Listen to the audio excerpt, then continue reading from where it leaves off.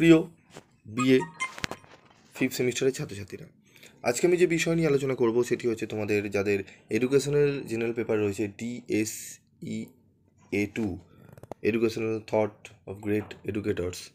তো সেখান থেকে একটি গুরুত্বপূর্ণ প্রশ্ন উত্তর নিয়ে আলোচনা করব। প্রিভিয়াস ভিডিওতে আমি 2 নম্বরের কিছু গুরুত্বপূর্ণ প্রশ্ন এবং অ্যান্সারের PDF দিয়ে দিয়েছি। তোমরা সেখানে গিয়ে PDFটি ডাউনলোড করে নেবে। সেই ভিডিওটি যদি না দেখে থাকো তাহলে এখনই যাও, সেই ভিডিওটি দেখো এবং সেখান থেকে PDFটি ডাউনলোড করে নাও, কারণ সেখানে বহু গুরুত্বপূর্ণ প্রশ্ন দেওয়া রয়েছে।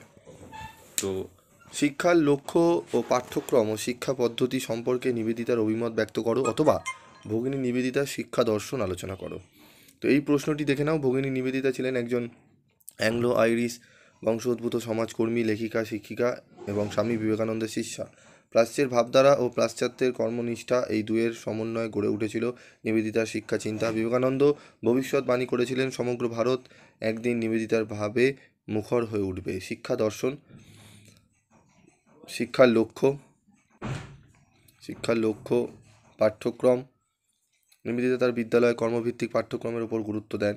তিনি নানা শারীরমূলক কাজ, হাতের কাজ, নান্দনিক কাজ প্রচলন করেন, যেমন খেলাধুলা, আঁকা, মাটি, বালি, তুলো ইত্যাদি সহজলভ্য উপাদান দিয়ে নানা জিনিস তৈরি করা। এছাড়া সেলাই, গল্প বলা বা লেখা, সঙ্গীত ইত্যাদি পাঠ্যক্রমে অন্তর্ভুক্ত করেন। এই কাজগুলি শিশুর কাছে আনন্দদায়ক হবে, তাদের নানান ক্ষমতা বিকশিত হবে। তিনি ভারতীয় ঐতিহ্যের সঙ্গে পরিচয়ের জন্য সংস্কৃত পাঠ, মহাভারত, রামায়ণ, পুরাণ, গল্পকথা ইত্যাদি শিক্ষা পাঠ্যক্রমের অন্তর্ভুক্ত করার পরামর্শ দেন। শিক্ষা পদ্ধতি, নিবেদিতার শিক্ষাদান প্রক্রিয়া ছিল শিশুকেন্দ্রিক ও কর্মকেন্দ্রিক।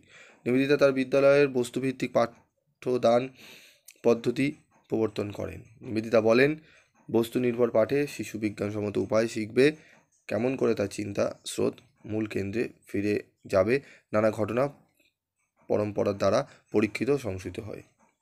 শিক্ষার সহায়ক উপকরণ, নিবেদিতা তার নানান বিষয়ে পড়াশোনার সময় চার্ট, মাপ ও বিভিন্ন প্রাসঙ্গিক সাজ সরঞ্জাম ব্যবহার করতেন। তাছাড়া তিনি কতগুলি নীতি ও অনুসরণও করতেন।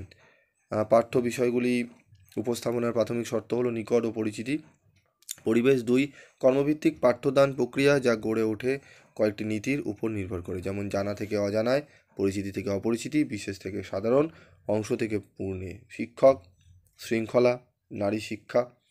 তো প্রশ্নটি 10 নম্বরের জন্য কিন্তু খুবই গুরুত্বপূর্ণ। ভালো করে তোমরা রেডি করে নাও এই প্রশ্ন, এবং এর সম্পূর্ণ PDF তোমরা কোথায় পাবে সেটা আমি বলে দিচ্ছি।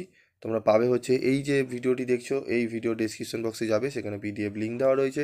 সেখান থেকে PDF লিঙ্ক তোমরা ডাউনলোড করে তোমরা এই প্রশ্নটি অবশ্যই পড়ে নিও। আশা করি এই প্রশ্নটি তোমরা প্রশ্নপত্রে হয়তো দেখতে পারবে। তো আমি এমনভাবে বলছি না যে এটি তোমরা পড়ে বাকিগুলোই করবে না, তবে এই প্রশ্নটি একটু পড়ে যাও। আশা করি এই প্রশ্নটি তোমাদের অনেকটাই উপকার দেবে।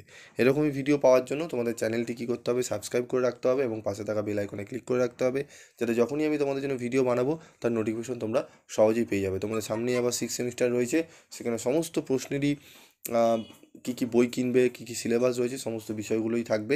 তোমরা যদি PB স্টাডি ক্লাস ফলো করো তাহলে অন্যান্য কোনো চ্যানেল ফলো করার প্রয়োজন পড়বে না, কারণ সেখানেই তোমরা যে সাবজেক্টগুলো আছে আমাকে প্রথমেই তোমরা কমেন্ট বক্সে জানিয়ে দেবে 6th সেমিস্টারে কী কী সাবজেক্ট তোমাদের থাকবে। সেই অনুযায়ী আমি তোমাদেরকে অবশ্যই সাহায্য করব। বিগত 5 থেকে 6 বছর ধরে PB স্টাডি ক্লাস তোমাদের পাশে রয়েছে, ভবিষ্যতেও থাকবে। তোমাদের কাছে রিকোয়েস্ট, তোমরা PB স্টাডি ক্লাসের সঙ্গে থেকো এবং কোনো কিছু সমস্যা হলে তোমরা অবশ্যই জানাতে ভুলবে না PB স্টাডি ক্লাসকে। ঠিক আছে, আজকের মতো এটুকুই।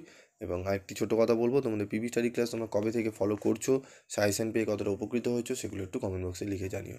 তোমাদের মূল্যবান মতামত জানলে আমাদের উপকার হয়, সেইভাবে আমরা কাজ করে এগিয়ে যেতে পারি।